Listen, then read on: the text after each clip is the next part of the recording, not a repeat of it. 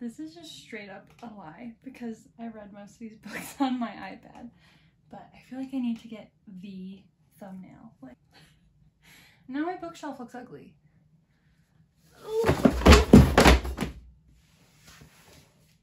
It's fine. Hi, my name is Madeline. Welcome to my channel. Today we're talking about every book I read in 2023. So I read 28 books, and first I want to go into the data because I am nothing if not a huge nerd. And on Storygraph it tells you like the mood of the things you're reading as well as the genre. So the mood for all 28 books that I read in 2023 are heavy on the mysterious, dark, and tense. Genre is just majorly mystery, thriller, and a little bit young adult. I actually read more young adult books this year than I thought, and also was confused that only 3 books were categorized as crime, because as you'll see, I'm pretty sure that's not true. So the very first book that I read this year, I actually listened to on audiobook, and it is One of Us is Lying by Karen McManus. I gave this book a 4 stars. It was good, it was fun. I did not predict the twist. So this one is about 5 high schoolers that end up in detention together for various reasons. None of them are part of the same clique or are friends with each other, and during detention, one of the students dies.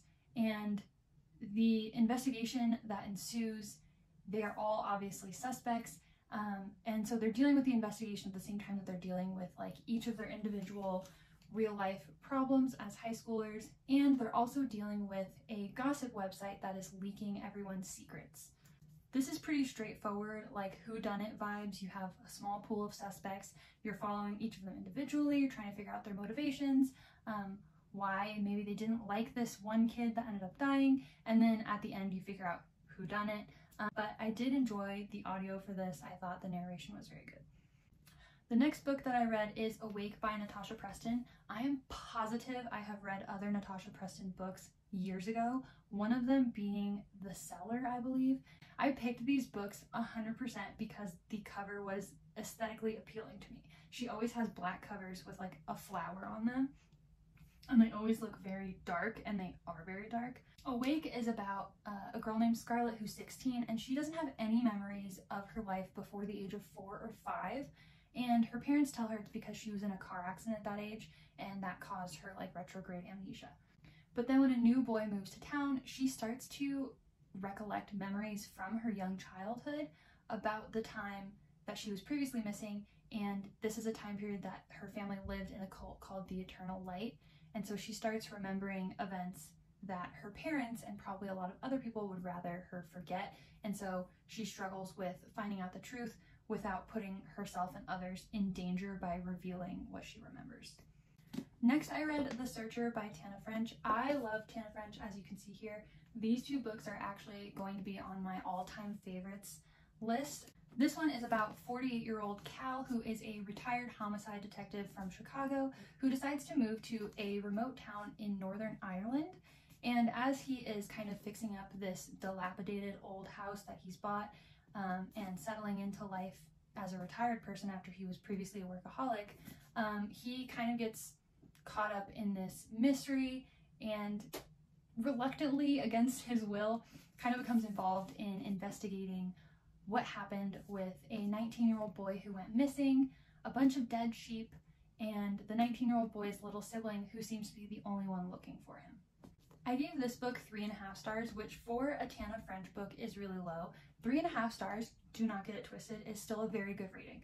3 is like, it was good, it just wasn't my thing. 4 is, it was great. 4.5 is like, I would recommend this to everyone I ever meet. And then 5 is like life-changing. I think about this all the time, years later. And so this was a 3.5. It was still good. I still liked the story. It's a very character-driven book. It's not necessarily plot-driven. So if you like a plot-driven book, this is going to feel very slow, which is primarily why I gave it a 3.5 and not a 4. Next, I read The Silent Patient by Alex Michaelides. I don't have the dust jacket because I hate dust jackets. If you know, you know.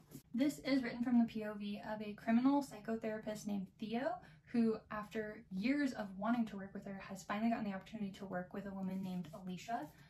Alicia has been institutionalized after being convicted for of her husband, and ever since her husband she has not spoken and not told her story, and so she was kind of the only suspect and she never defended herself, so she was convicted. And it's very twisty, turny, not what you expected, but he's basically trying to get Alicia to finally talk and also tell her side of the story of what really happened that night with her husband. I see so many people talk about this book because the twist and how it all connects, I genuinely did not see coming. And as you can tell already, and we'll see from the rest of this list, I read a lot of mystery thriller, and so it becomes kind of easy in some cases to guess the twist, but I think I did not have the brain capacity to connect this the way that it connects, so I gave this one 4.5 stars. Next, I read The Seven Husbands of Evelyn Hugo by Taylor Jenkins Reid. I did have the physical copy of this book, but I gave it to a beloved friend of mine. This one is a story following a young journalist named Monique who gets the opportunity to interview a 1960s retired starlet named Evelyn Hugo, who was like huge in Hollywood, was a household name, but then after she was so famous, she became very reclusive and then never gave anybody any interview.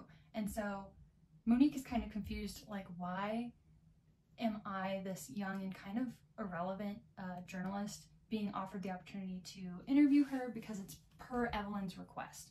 And so you go through this book following the story of Evelyn Hugo's life and her 7 husbands that she had throughout her life, and she just goes through all of the things that people misconstrued about her life, her feelings, and her motivations. And then by the end of the book, you also learn why she chose Monique.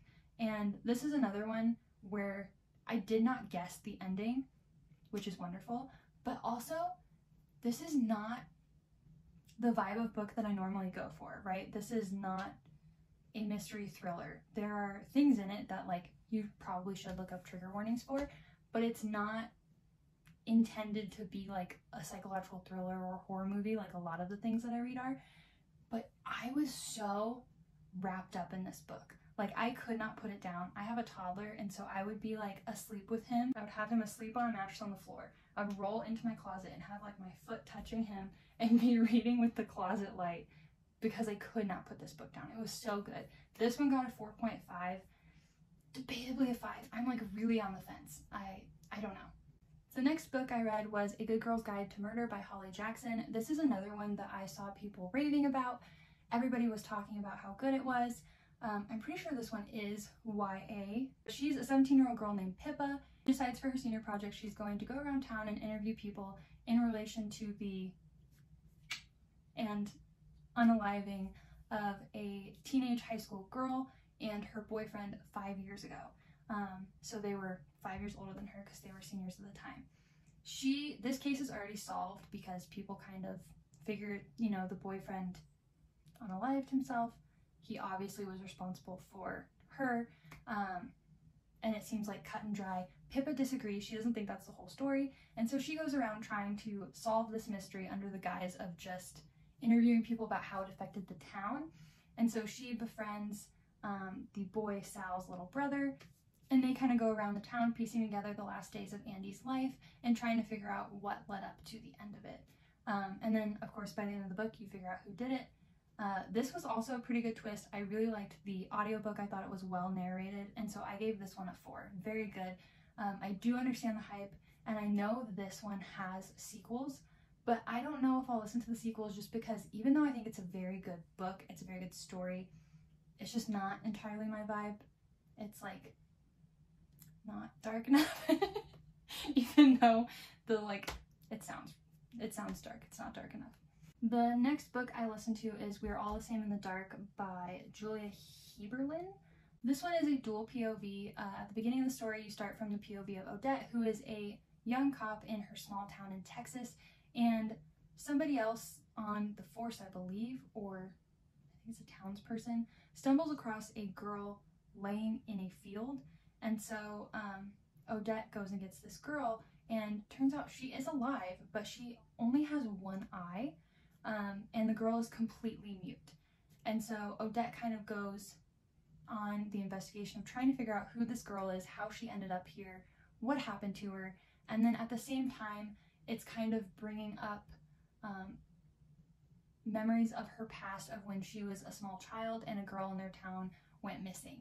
And she's wondering if these two things are connected in any way and trying to solve both cases at once. And then about halfway through the book, I'm not sure if it's halfway because, like I said, I was listening to it, it switches to the POV of the girl with one eye. And so you get to see kind of her also trying to figure out the mystery, and you also learn a bit of her backstory. I gave this one a 3.5. I thought it was good, but too long. I think you could have easily cut out 100 pages and it still would have had the same effect. But it was still a good story. I enjoyed the story. I enjoyed the twist. And you do find out what happened to the missing girl from her childhood. And so I like that it was all wrapped up in a little bow. Next book I listened to was Behind Closed Doors by B.A. Paris. This one is about Grace, who is newly married to Jack, a successful and handsome attorney, and everyone around them, strangers, friends, close loved ones, all think that their life is perfect. They're this beautiful couple with this beautiful house and this picture-perfect marriage of success, right? But in actuality, Grace's house is her prison, and Jack is extremely controlling, narcissistic, and I don't know if I can say this word on YouTube, abusive. And so you kind of go through the story of how they met, how they got together, how we ended up here, and then where she intends to go from here, because he didn't reveal his true character until they were already married. There's new stakes that make it imperative that she gets out, and that she does so safely. I gave this one a 4. I thought it was really good. The twist is very upsetting. So if you have trouble with really any topics involving violence in a book, I would look up trigger warnings for it. But if you read that often and you don't have an issue with it, I don't want to tell you the trigger warning because it might spoil it. Does that make sense? So yeah, it's just, I would be careful, but this one's a 4. It was good. The next book I read was The Couple Next Door by Sherry Lapina. This one is about a couple's baby daughter named Cora who gets taken out of her crib in the middle of the night while the couple is next door having dinner and drinks with their neighbors. And so obviously in the investigation that ensues, that doesn't look very good, even though the mother did have the baby monitor with her. At some point, the baby monitor stopped working, and so they went and would take turns like going and checking on her in person, and then one of the times that they check on her, she's gone. And so you follow the mom and the dad as they're being investigated and finding out where their daughter went, what happened to her, and why. A ransom is asked for the return of the baby, and that has a whole other reason why. I had a lot of people via the internet, not people I know in real life, recommend this book to me and say that the twist was absolutely crazy, that they never could have guessed it in a million years, and maybe it's just because I read too many books like this, but I guessed the twist. And so even though it was a really good book and I still really enjoyed it, I gave this one a 3.5 because I did guess the twist like significantly more like further ahead than I was supposed to. Like, I think a good mystery book, you're supposed to be able to put the pieces together and guess the twist like 10% before the like narrator figures it out, if that makes sense. It shouldn't just be like blindsides you out of nowhere. You didn't have enough information to guess that, because then that's a lame twist. That's not a twist. That's just you not giving me enough information to solve it. But this one I guessed too early. Editing Madeline here to clarify. If you have read this book, I predicted what the twist was going to be, but the like logistics of how that twist happened are so ridiculous, so absurd, and like, in what world would this have ever happened? That like this twist gets 2 strikes because 1, I predicted it, but 2, you threw this wild thing at me that is just so unbelievable and impossible for me to have pieced together because it doesn't make sense. And like, I'm a person that is willing to suspend my disbelief for the sake of the plot, right? Like, I can go to Disneyland, and for the entire 72 hours that I am there, I'm willing to suspend my disbelief because I want that to actually be Rapunzel in the parade and not a 20-something-year-old taking a break from college to get paid barely above minimum wage, right? I am willing to do that. So if I can do that, and I can't suspend my disbelief for the sake of your plot, it is bad. The next book that I read is The Chill by Scott Carson. This book was given to me by a student of mine whom I loved so much. She is so sweet. And I taught her American government. And so she got me this because she knew that I loved thrillers. This book is a multi-timeline, multi-POV story where basically there's a small town in upstate New York where 200 years ago a little village was flooded to create the Chilliwackee Reservoir, which is now nicknamed the Chill. And through a series of strange events, a crowd gathers of a new police officer, a structural engineer, I guess, for the reservoir because they need to check on it. They're worried that it's cracking. So a cop, an engineer, a sheriff, and his son all end up at this reservoir involved in this investigation of strange events, and weird things ensue. I'm so sad because this was a gift, but I DNF'd this book.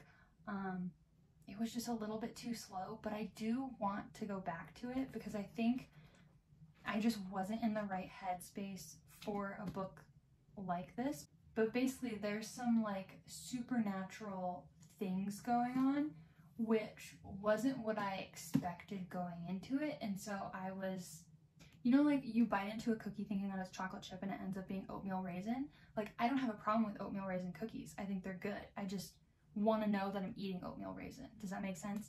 And so I think I need to go back into this book knowing what it's about, and I think I will enjoy it.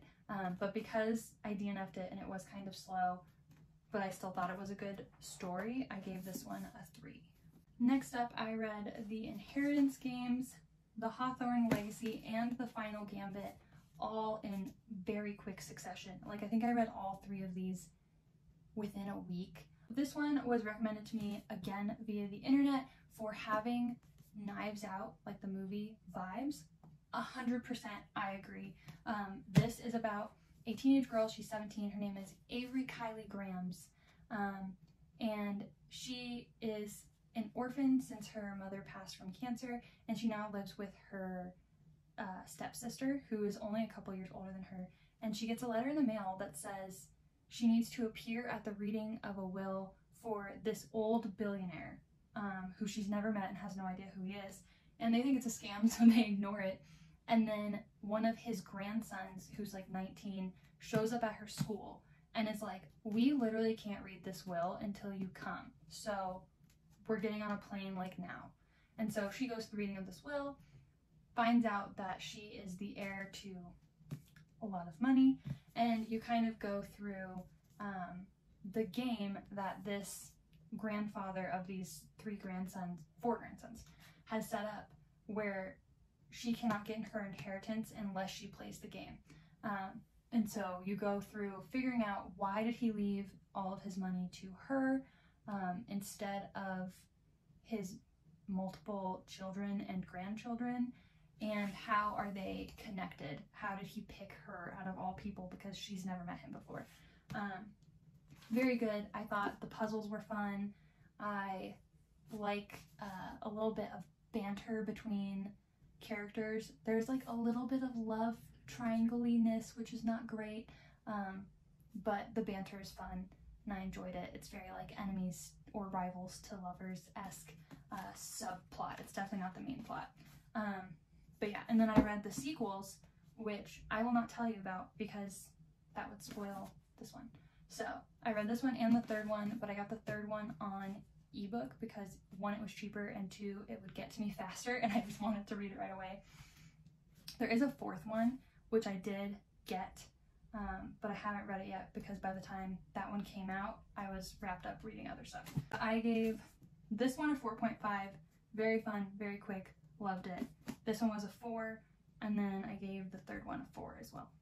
Next up, I read Our Crooked Hearts by Melissa Albert. Yeah, it's a dual timeline that follows in present day a 17-year-old named Ivy, who is confronted with a mystery when she starts to talk to the neighbor boy for what she thinks is the first time, but turns out it's not the first time. But why doesn't she remember him?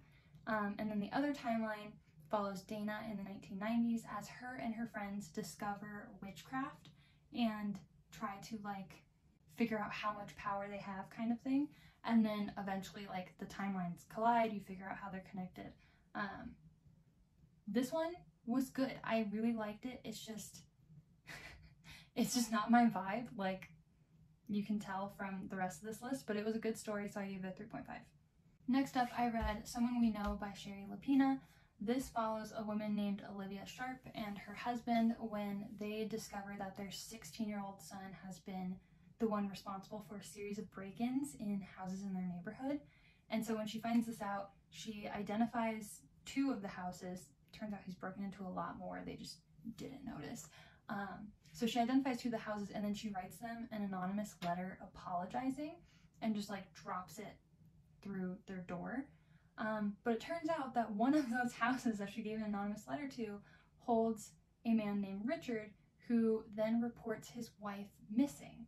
And so you're trying to figure out like what happened to his wife, who's responsible, and now has Olivia accidentally inserted herself and her son into this whole story by giving them this letter. And then also kind of her son then tries to figure out what happened to the missing woman as well. I gave this one a 4. I thought it was really good.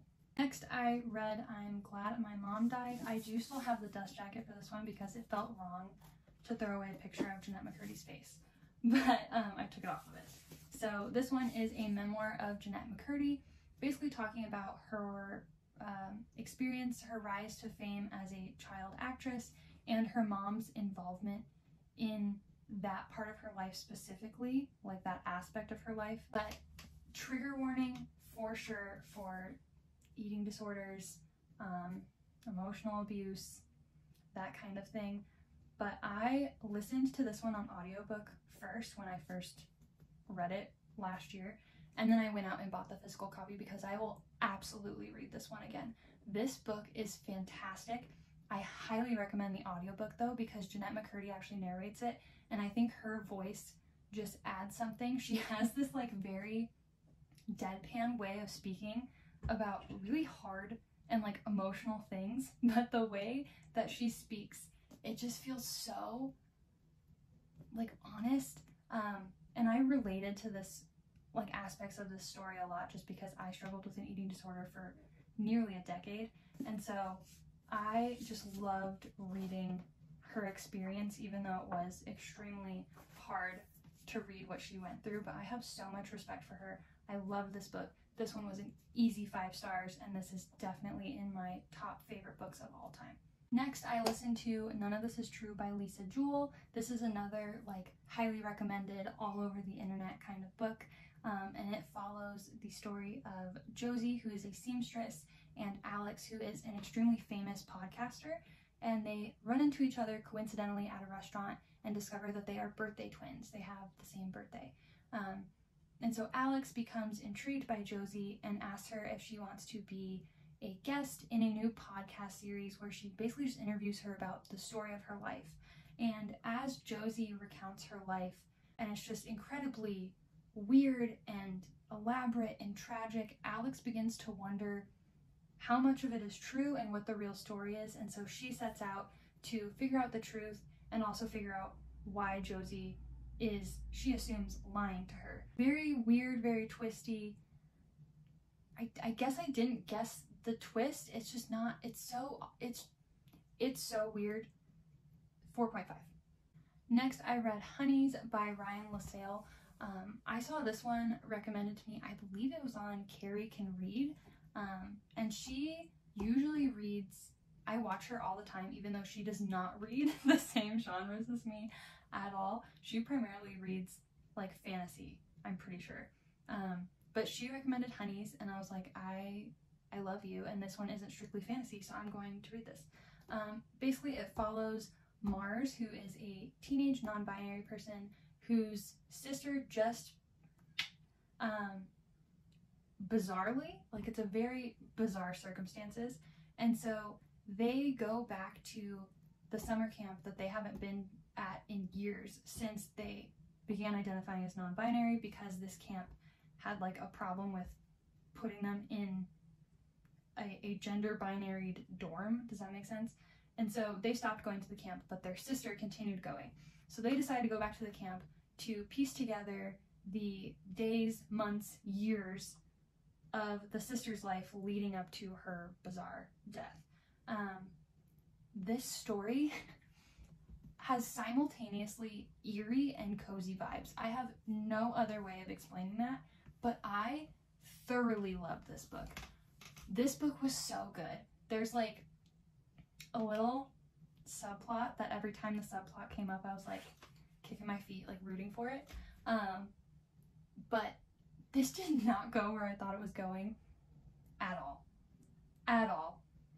Could not have fathomed the ending of this book. It is wild, and I think it's so good. 4.5. Next, I read The Family Upstairs, also by Lisa Jewell. This is a multi-POV dual timeline book where a woman named Libby inherits this abandoned house from her family that she doesn't ever remember meeting because she was adopted. And so she goes to this abandoned house because it's worth a ton of money. It's like right in the city. And so she's like, okay, I'm gonna fix it up. And as she's doing that, she is kind of uncovering the story of what happened within the walls of this home to her birth family and kind of how she fits into this family structure, what happened to them.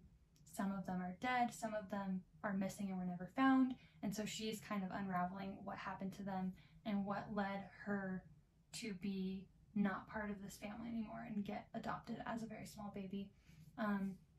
This one also I would look up the trigger warnings for. It's pretty dark. A lot of like pretty bad emotional and mental abuse involving an entire family, so involving children as well. So I'll definitely look up the trigger warnings for this one, but I gave this one a 4.25.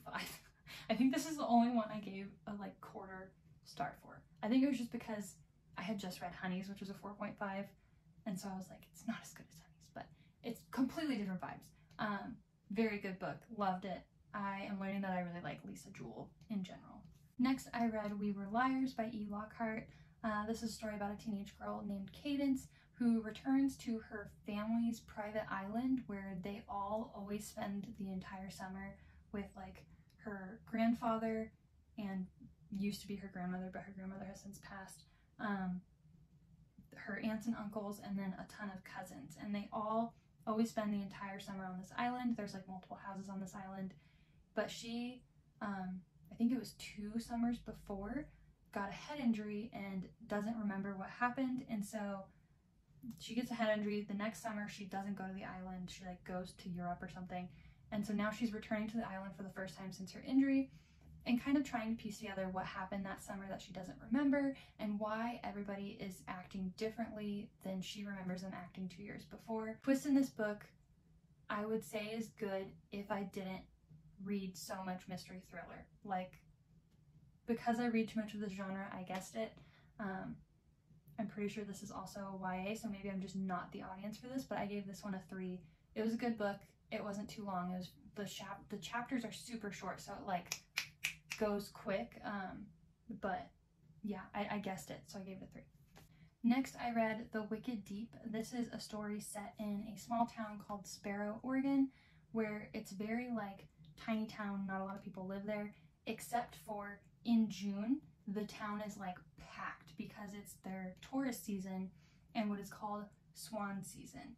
So like 200 years ago, these 3 sisters who were accused of being witches, whose last name was Swan, were all drowned in the lake, the ocean, I don't know. I think the ocean.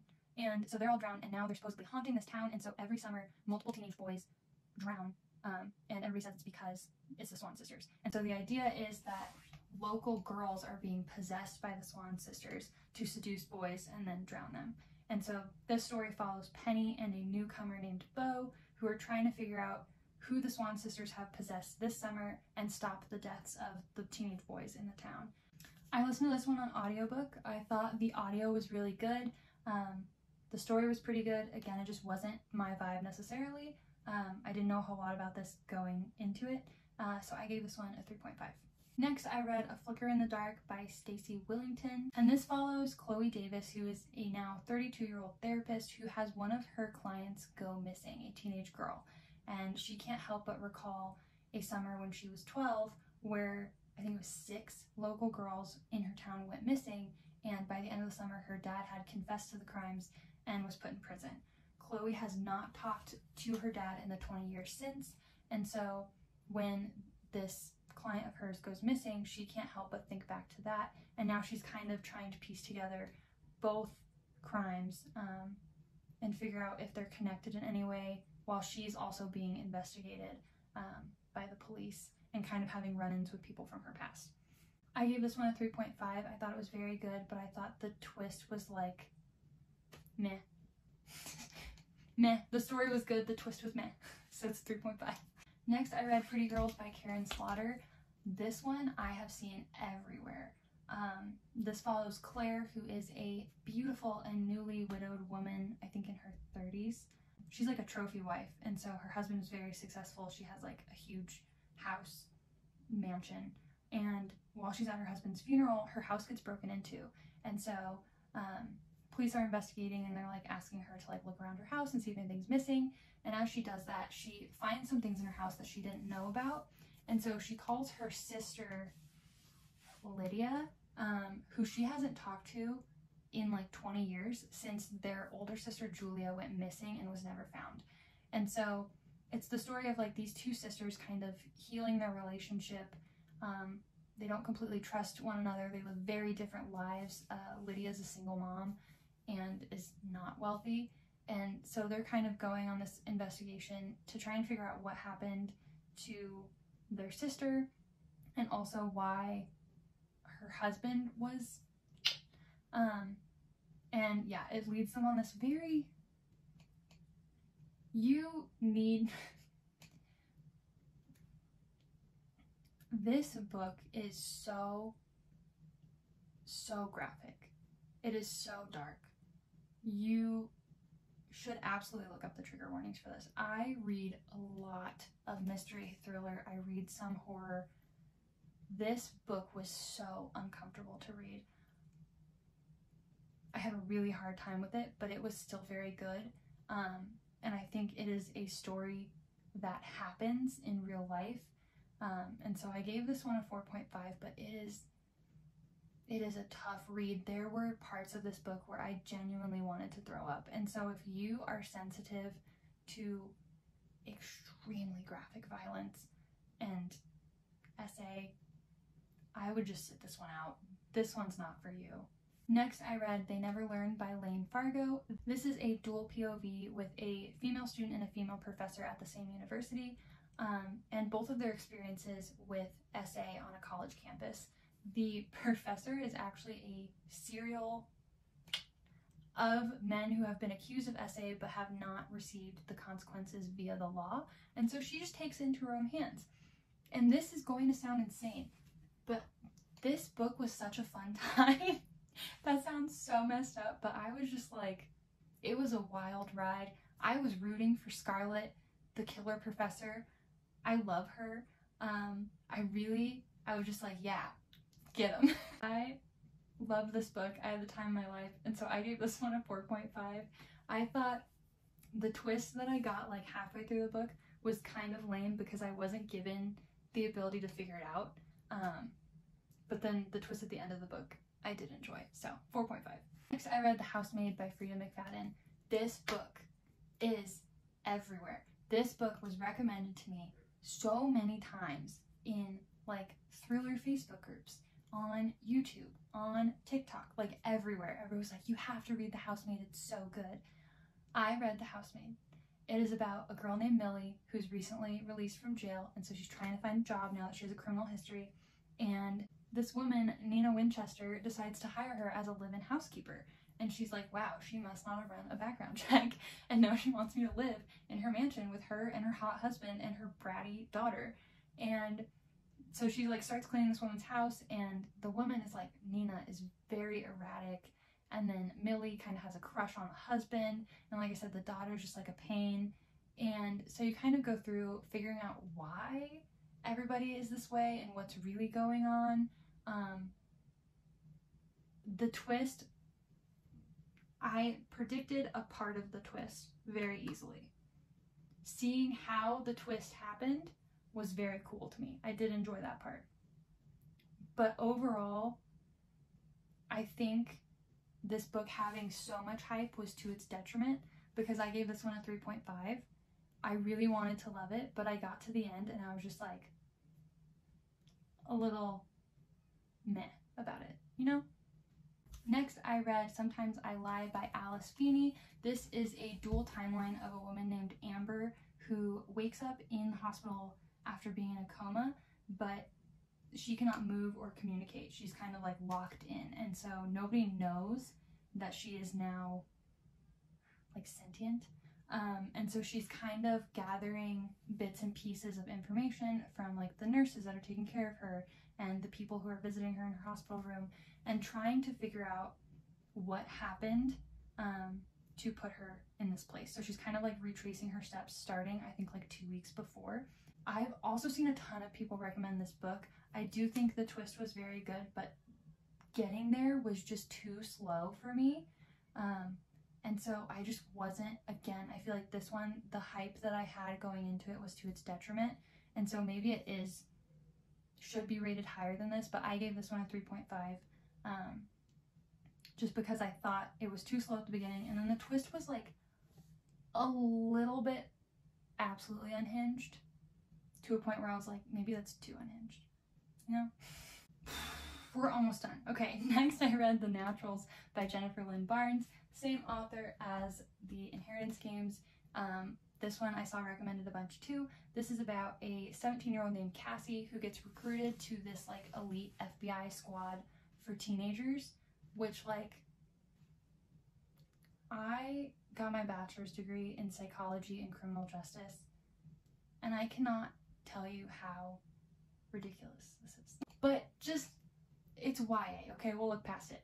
So she gets recruited to this elite FBI squad where they all have these like natural abilities, aka the Naturals, and hers is profiling people.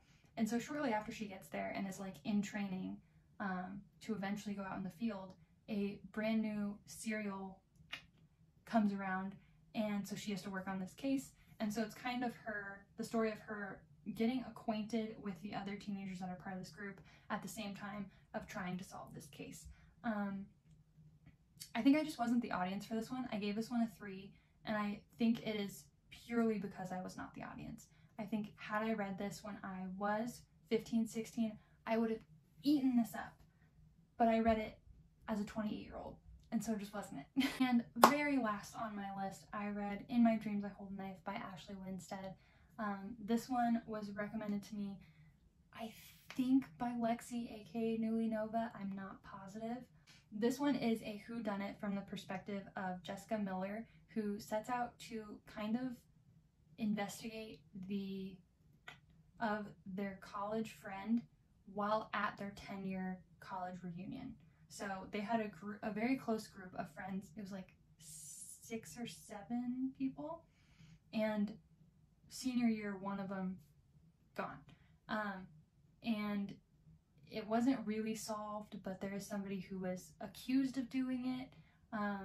And so she sets out to try and like put the pieces together, while also being like dazzling at her 10-year reunion, and because she feels like in college she was invisible, which is just a very weird self-perception for her to have once you go through it. But yeah, it's a whodunit. You got limited suspects, but it's a multi-timeline, and like the present day goes chronologically, but the past jumps all over the place. So it'll be like now, and then freshman year, and then now, and then senior year, and then now, and then junior year, and then now, and then freshman year, and you just do that over and over again. And so that part of it was like very confusing to me, but I also don't have like fully functioning brain capacity because I have a 2.5-year-old. So it is possible that like that aspect of this book and me not liking that it jumped around so much is just a me problem. But I sincerely love this book. The jumping around is not straightforward, but the like idea of the story itself is a very straightforward whodunit. And I love the twist. I really liked the characters. I think Jessica was probably the least likable character until like 3/4 of the way through, maybe. Editing Madeline back one more time, I just want to clarify these characters are terrible people. And so when I say that I really liked all of the characters, I mean that in a I love to hate them kind of way. I really like unlikable characters as like a storytelling device because I think there are a lot of unlikable people in the world and they usually attract each other. I think Lexi, aka Newly Nova, described these characters as insufferable, and she is absolutely correct, but I loved that about this book. I also really liked one of the love interests. So I gave In My Dreams I Hold a Knife a 4.5. Fantastic way to end off the year. And that was everything that I read in 2023. So in total, I read 15 ebooks via the library and the Libby app on my iPad. I read 4 physical books, which means I listened to 9 audiobooks. So 28 in all. My goal for 2024 is to read 36 books, so 3 a month, but I read 6 in the month of January, so it's going very well. But yeah, so I will be doing a January-February wrap-up coming up soon.